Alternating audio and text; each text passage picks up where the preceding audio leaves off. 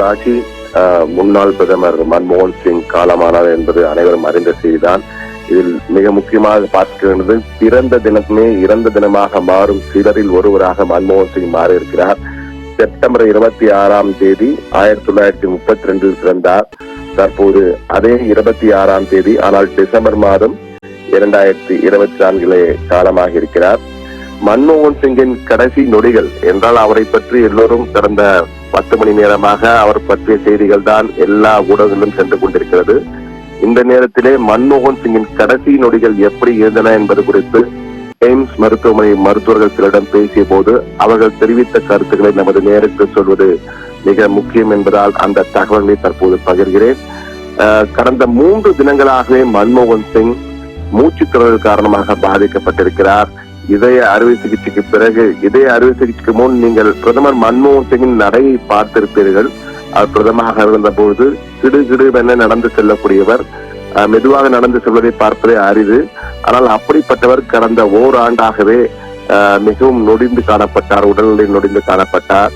கடந்த ஏப்ரல் மாதம் ராஜ்யசபாவில் இருந்து அவர் ஓய்வு பெற்ற பிறகு, மாநிலங்களவையில் இருந்து அவர் ஓய்வு பெற்ற பிறகு வெளியே எங்கும் செல்லாமல் வீட்டிலேயே தான் முடங்கியிருந்தார்.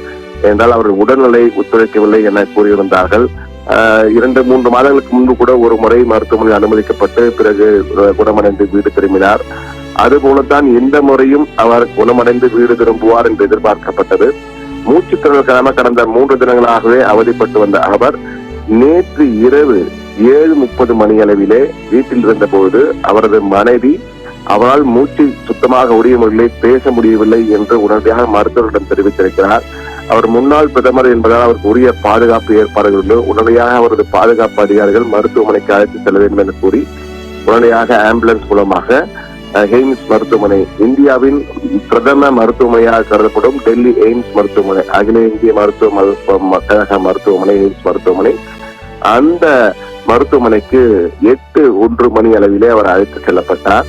உடனடியாக அவசர சிகிச்சை பிரிவிலே அனுமதிக்கப்பட்டார்.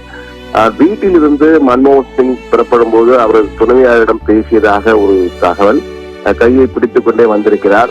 அதன் பிறகு நேரடியாக மருத்துவமனைக்கு அவசர பிரிவுக்கு சென்று அழைத்து செல்லப்பட்ட மன்மோகன் சிங்கிற்கு அனைத்து வகையான மருத்துவ சிகிச்சையும் வழங்கப்பட்டது. இது தொடர்பாக அதிகாரப்பூர்வமாக எய்ம்ஸ் மருத்துவமனை ஒரு செய்தி அறிக்கையும் வெளியிட்டிருக்கிறது.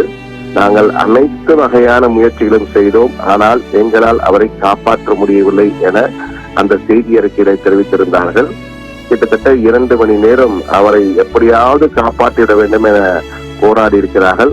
ஆனால் அதிகாரப்பூர்வமாக மன்மோகன் சிங், டாக்டர் மன்மோகன் சிங், முனைவர் மன்மோகன் சிங் 9:51 மணி அளவிலே தன்னுடைய கடைசி மூச்சை நிறுத்தியிருக்கிறார்.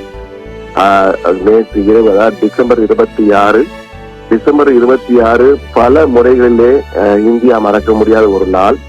சுனாமி தினம் நேற்று தான் அனுசரிக்கப்பட்டது. இந்த சூழ்நிலையில் டிசம்பர் 26 மன்மோகன் சிங்கும் இந்தியாவை விட்டு மறைந்து விட்டார், இந்த மண்ணுலகை விட்டு மறைந்து விட்டார் என்ற செய்தியும் நேற்று உறுதிப்படுத்தப்பட்டது. நேற்று இரவு 9:51 மணி அளவிலே அவரது உயிர் பிரிந்ததாக அதிகாரப்பூர்வமாக எய்ம்ஸ் மருத்துவமனை செய்தி அறிக்கையில் தெரிவிக்கப்பட்டிருக்கிறது.